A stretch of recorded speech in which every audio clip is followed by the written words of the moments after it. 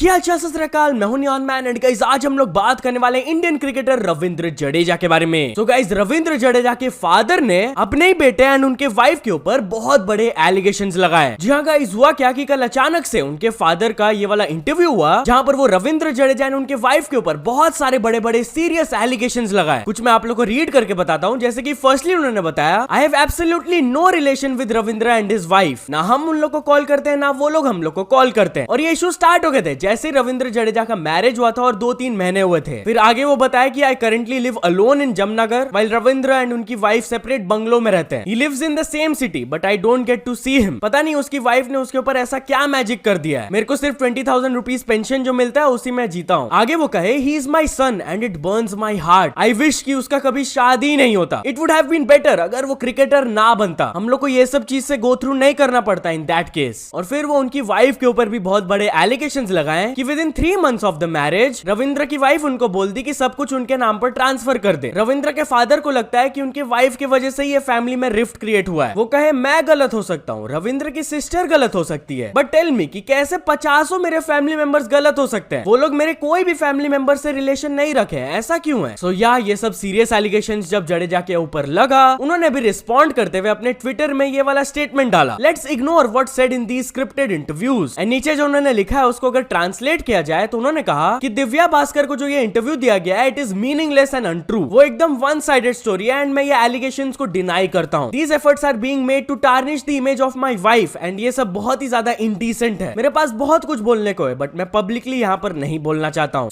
जैसे ही वाला स्टोरी बाहर आया, रविंद्र जडेजा को काफी ज्यादा क्रिटिसिज्म एंड हेट मिल रहा है। उनके रेस्पॉन्स में भी आप ये रिप्लाईज देख लो, सब लोग वही बोल रहे हैं कि दिस इज वेरी रॉन्ग। आप अपने पेरेंट को ऐसे अकेले रहने को कैसे छोड़ सकते हो, shame on you and stuff like this. Anyways चलिए अब आगे बढ़ते हम लोग बात करने वाले हैं विराट कोहली के बारे में। तो विराट कोहली से रिलेटेड एक बैड न्यूज आया। जहां गाइस कुछ दिनों से ये रिपोर्ट्स आ ही रहे थे कि Virat Kohli remaining India versus England test series में भी नहीं खेलेंगे। And this turned out to be true. Virat Kohli सही में रिमेनिंग मैचेस को नहीं खेलेंगे। He will remain unavailable due to personal reasons, but BCCI उनके डिसीजन को फुल्ली सपोर्ट करते हैं। एंड ऑल्सो क्या आप लोगों को ये पता है कि Virat Kohli for the first time in his 13-year-old test career पूरा एक एंटायर सीरीज को मिस करने वाले हैं। भाई साहब, उनके 13 साल के करियर में ऐसा पहली बार हो रहा है, तो डेफिनेटली कुछ सीरियस होगा। एनीवेज चलिए अब आगे बढ़ते हम लोग बात करने वाले एक बहुत ही इंटरेस्टिंग एंड शॉकिंग चीज के बारे में। वेल गाइस, आप लोगों को याद होगा मैंने आप लोगों को बताया था कि विजय थालापति रिसेंटली अनाउंस कर दिए थे कि वो अपने फाइनल 2 मूवीज करके फिल्म इंडस्ट्री को क्विट कर देंगे and he is joining politics. तो भाई इसी से रिलेटेड एक बहुत ही इंटरेस्टिंग चीज वायरल हो रहा है। This article is being shared, जहां पर एक एस्ट्रोलॉजर ने कुछ 4 साल पहले ही प्रेडिक्ट कर लिया था कि विजय मूवीज को क्विट करेंगे एंड वो पॉलिटिक्स को ज्वाइन करेंगे। मतलब कि भाई फुल थ्रिलर मोड है, बिल्कुल उनकी मूवीज के जैसे। लेकिन ये एक्टर्स लोग का सही है यार, उनको पहले से शायद पता चल जाता होगा कि फ्यूचर में क्या होगा। तो भाई ये आर्टिकल रीड करने के बाद मेरे अंदर भी पूरा क्यूरियोसिटी बिल्ड हो गई थी। तो मैंने भी सोचा चलो एक एस्ट्रोलॉजर से बात करके देखते हैं कि क्या होता है। तो इसके बाद मैंने जाकर डाउनलोड कर लिया था एस्ट्रोटॉक ऐप, क्योंकि इसके बारे में मैंने काफी सुना था। अरे रुक जाओ भाई, ऐप रिव्यू नहीं है, आगे एक शॉकिंग चीज मैं आप लोगों को रिवील करूंगा। तो जैसे ही मैंने एस्ट्रोटॉक को डाउनलोड किया था, मेरा बात हुआ था एस्ट्रोलॉजर प्रिया जी से एंड उन्होंने तुरंत सिर्फ मेरा date of birth and time मांगा। एंड ये इन्फॉर्मेशन लेते ही वो मेरे से पूछी कि भाई क्या आप सोशल मीडिया या फिर मीडिया एंटरटेनमेंट इंडस्ट्री में काम करते हो, और क्या हाल ही में कुछ हफ्तों पहले आपका हेल्थ खराब हुआ था? भाई मैं तो सुनकर ये शॉक हो गया, क्योंकि मैंने ना अपना नाम बताया था ना ही मेरा पिक्चर उनको दिखा, तो कैसे वो मेरा date of birth and time जानकर ये सब बोल दी। तो मैंने तो ये मौका का फुल फायदा उठाया भाई। मैंने उनसे पूछ लिया कि 2024 में मेरे करियर, फैमिली, हेल्थ ये सब से रिलेटेड क्या होने वाला है। तो गाइस आप भी ये मौका का फायदा उठा सकते हो यार। अगर आपको कुछ डाउट है या फिर आप अपने बारे में कुछ जानना चाहते हो, तो you can definitely check out Astrotalk. Link मैंने डिस्क्रिप्शन में दे दिया। अगर आप वहां से जाकर डाउनलोड करोगे तो आपको फर्स्ट चैट फ्री में मिलेगा। तो चलिए अब आगे बढ़ते हम लोग बात करने वाले मोहम्मद शमी के बारे में। तो मोहम्मद शमी अपने से रिलेटेड कंट्रोवर्सी के ऊपर रिप्लाई दिए। जगह शायद आप लोगों को याद होगा लास्ट ईयर जब वर्ल्ड कप चल रहा था एंड वो श्रीलंका के अगेंस्ट एक 5 लिए थे, तब वो ऐसे पोजीशन में नीचे बैठे थे जिसको देखकर कुछ लोग बोलने लगे कि वो सजदा करना चाहते थे बट वो नहीं कर पाए। शायद उनको मना किया गया होगा ये करने से। बट ये कंट्रोवर्सी के ऊपर वो अपने तरफ से रिप्लाई दिया एंड उन्होंने इंटरव्यू में बोला, फर्स्ट ऑफ ऑल मैं किसी से डरता नहीं इस चीज से एंड मैं ये बहुत बार बोल चुका हूँ, I am a proud Muslim and I am a proud Indian too, but मेरे लिए मेरा कंट्री पहले आता है और अगर ये चीज किसी को बॉदर करता है तो आई डोंट केयर। मैं खुशी खुशी अपने कंट्री को रिप्रेजेंट करता हूँ, खुशी खुशी जीता हूँ, इससे ज्यादा मेरे लिए कुछ मैटर नहीं करता है। And as far as the controversies are concerned I don't care about them and अगर मेरे को सजदा सही में करना होता तो मैं कर लेता, it shouldn't concern anyone else. फिर आगे वो थोड़ा सा अयोध्या राम मंदिर वाले टॉपिक को टच करते हुए भी बोले, हर रिलीजन में आपको ऐसे 5-10 लोग मिल ही जाएंगे जिनको ऑपोजिट रिलीजन वाले लोग नहीं पसंद है, मेरे को उससे कुछ ऑब्जेक्शन नहीं है। लाइक जैसे मेरा सजदा वाला टॉपिक उठाया गया था। एंड अगर Ram Mandir is being built then what's the problem in saying Jai Shri Ram? मैं 1000 बार जय श्री राम बोलूंगा। And at the same time अगर मेरे को अल्लाह अकबर बोलना होगा तो वो भी मैं 1000 बार बोलूंगा। क्या डिफरेंस है इसमें? सो या तो चलिए अब आगे बढ़ते हम लोग बात करने वाले आशीष चंचलानी एंड कैरी मिनाटी के बारे में। तो आशीष चंचलानी कैरी मिनाटी को एक सैवेज रिप्लाई दिए। जी हाँ गाइस, बेसिकली उनका एक ट्रांजिशन वीडियो पोस्ट किया गया था जहां पर 1 साल पहले प्लेग्राउंड में कैरी मिनाटी ऐसे ही मस्ती में बोल रहे थे उनको कि वो जिम वगैरह में नहीं जाते हैं, जिस पर आशीष चंचलानी रिप्लाई करके बोले थे उस टाइम, जिम जाता हूँ भाई, मैं जाता हूँ, तू देखना 1 साल बाद, रुकना तू। इंडिया गाइस, अब तो आप लोगों को पता ही होगा वो एकदम फिट हो गया, उनका ट्रांसफॉर्मेशन हो गया है। तो इसको रिपोस्ट करते हुए वो अपने स्टोरी में कहे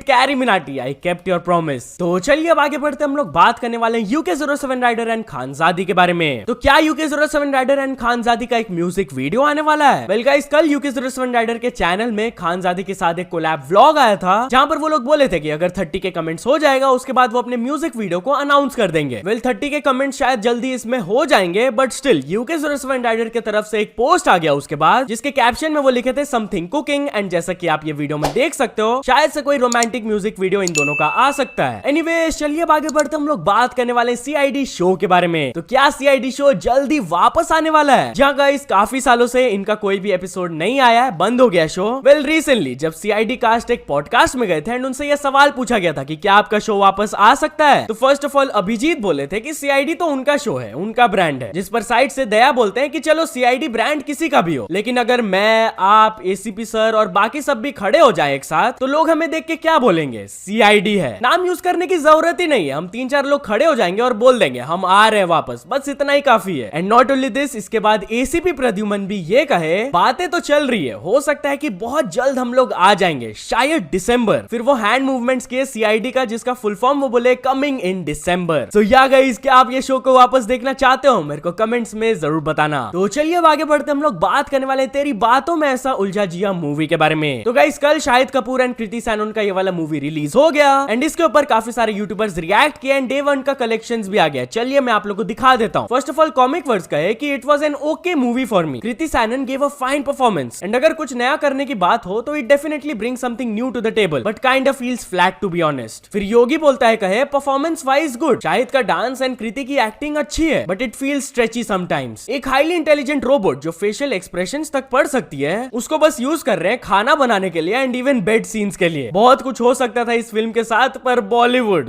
स्टिल एंटरटेनमेंट हो जाएगा 2.5 स्टार्स। एंड पीजे एक्सप्लेन्ड भी कुछ ऐसा ही बोले, ओवरऑल उन्होंने बोला कि ठीक मूवी है, उतना कुछ खास नहीं है। सो या एवरेज रिव्यूज तो आए इनको बट इनका स्टार्टिंग काफी बढ़िया रहा क्योंकि डे 1 में इसका इंडिया में नेट कलेक्शंस रहा अप्रोक्सीमेटली 7 करोड़ का and world wide gross collection की बात कर ले तो दे कलेक्टेड ओवर 14 करोड़। तो चलिए अब आगे बढ़ते हम लोग बात करने वाले फाइटर मूवी के बारे में। तो गाइस रिसेंटली एक इंडियन एयरफोर्स ऑफिसर ने फाइटर मूवी के मेकर्स को एक लीगल नोटिस भेज दिया था calling the kissing scene in the movie very disrespectful. Well इस चीज के ऊपर Siddharth Anand the director of this movie react किया एंड उन्होंने कहा कि Indian air force has been a co collaborator on this film and वो लोग स्टार्टिंग से ही एक ह्यूज एसोसिएट पार्टनर है हमारे मूवी का। इस मूवी को काफी डिटेल्ड वे में बनाया गया है, right from the submission of the script to the production planning, viewing the film before the censor saw it on the censor board, watching it again at the Indian Air Force, reviewing the film after the censor and then giving us a physical copy of the no objection certificate। मतलब कि भाई every step में वो Indian air force से recommendations ले रहे थे, suggestions ले रहे थे फॉर द मूवी एंड उनसे पूछ करी, उनसे NOC लेकर ही वो रिलीज किए, ऐसे ही उन्होंने मूवी को नहीं रिलीज कर दिया। एनीवेज चलिए अब आगे बढ़ते हम लोग बात करने वाले एक शॉकिंग स्टोरी के बारे में। सो गाइस ये स्टोरी है एक सीनियर ब्यूरोक्रेट की बेटी और उनके ड्राइवर के बारे में जो कि भाग गए। लिटरली गाइस हुआ क्या कि वो जो ये लड़की थी वो यूनाइटेड किंगडम में कोई यूनिवर्सिटी में पढ़ती थी एंड क्रिसमस ब्रेक के लिए इधर वापस आई हुई थी, बट जब वो वापस अपने पढ़ाई के लिए जा रही थी तब एयरपोर्ट से ही वो ये ड्राइवर के साथ भाग गई एंड उसके बाद दे वर मिसिंग। उसके बाद ये लड़की के पेरेंट्स ने एक मिसिंग रिपोर्ट फाइल करवाया था कि ऐसा ऐसा हो गया है एंड उनको लग रहा था कि किडनैपिंग का केस हो सकता है, शायद वो किडनैप हो गई होगी। But guess what guys, Mumbai police ने इनको ढूंढा, दे वर डिटेन्ड एंड पता चला कि ये कोई मुंबई के स्लम्स में रह रहे थे and they are now married. भाई साहब इस बंदे ने ऐसा क्या जादू कर दिया कि वो यूनाइटेड किंगडम में कॉलेज में पढ़ाई को छोड़कर ये सब कर ली। बट एनीवेज चलिए अब आगे बढ़ते हम लोग बात करने वाले ड्रेक के बारे में। तो ड्रेक अपने लीक्ड वीडियो के ऊपर कुछ जोकिंगली रिमार्क पास किए। जहां गाइस अगर आप इंटरनेट में एक्टिव हो तो शायद आप लोगों को पता होगा कि कुछ दिनों पहले ड्रेक का एक एलिज्ड वायरल लीक्ड वीडियो बाहर हुआ था जिसके बारे में मैं ज्यादा इंफॉर्मेशन नहीं दे सकता हूं, इतना बता सकता हूं काफी अडल्ट वीडियो था वो एंड इट वाज लीक। तो उस लीक्ड वीडियो को काइंड ऑफ इनडायरेक्टली वो एड्रेस किया एंड उसके ऊपर वो जोक मारे अपने लेटेस्ट कॉन्सर्ट में। आप खुद ये क्लिप देख लो। I know y'all probably waiting on me to address this, so the rumors are true. My dad is here tonight. That's what y'all were waiting on, right? My dad is here. He's in the building. I don't know if y'all know this. तो चलिए अब आगे बढ़ते हम लोग बात करने वाले एक रियल लाइफ जोकर के बारे में। तो गाइस GTA 6 के ट्रेलर में आपने शायद ये वाले कैरेक्टर को देखा होगा। अपेरेंटली वो character has been inspired by real person जो कि फ्लोरिडा जोकर के नाम से जाने जाते हैं। अब ये फ्लोरिडा जोकर जैसे ही GTA 6 का ट्रेलर देखे वो GTA 6 एंड रॉकस्टार गेम्स को वार्निंग्स देने लगे कि मैं आपके अगेंस्ट लीगल एक्शन ले लूंगा। आपने मेरे से बिना पूछे मेरे कैरेक्टर को डाल दिया है गेम में। अगर आप सेटलमेंट करना चाहते हो तो मेरे को $1 मिलियन दो, $2 मिलियन दो। फिर वो उनके तरफ से कुछ रिस्पॉन्स नहीं आ रहा था तो वो $4 मिलियन तक मांग लिए थे। बट अब क्या हुआ, इन इस लेटेस्ट वीडियो वो रॉकस्टार गेम्स को बोले कि प्लीज एटलीस्ट अगर आपको मेरे को मिलियंस ऑफ डॉलर्स पे नहीं करना है तो let me voice the character. Come on, I am the reason कि ये गेम इतना ज्यादा हाइप में अभी क्या ही डिल्यूजन में जी रहे हैं भैया। उनके वजह से गेम हाइप में नहीं है। 10 साल से लोग इस गेम का वेट कर रहे हैं एंड लोग वही बोल रहे हैं यार रॉकस्टार गेम्स को पहले वो धमका रहे थे एंड अब सीधे रिक्वेस्टिंग में आ गए। सो या तो चल दोस्तों आज के वीडियो के लिए बस इतना ही। बट भूलना मत गाइस, जरूर से एस्ट्रोटॉक ऐप को डाउनलोड कर लेना from the link in my description. आपका फर्स्ट चैट बिल्कुल फ्री में मिलेगा आपको। Don't miss this out. बाकी अगर आपको ये वीडियो थोड़ा सा भी पसंद आया हो तो लाइक कर देना। चैनल को अभी तक सब्सक्राइब नहीं किया हो तो जल्दी से जल्दी सब्सक्राइब भी कर लेना। न्यूज सबमिशन का लिंक डिस्क्रिप्शन में, वहां से जाके आप कुछ न्यूज भेजोगे तो आपको क्रेडिट्स भी मिल सकता है मेरे डिस्क्रिप्शन में। सो ये ऐसे सपोर्ट करते रहना। मिलते हैं नेक्स्ट वीडियो में। Till then bye bye.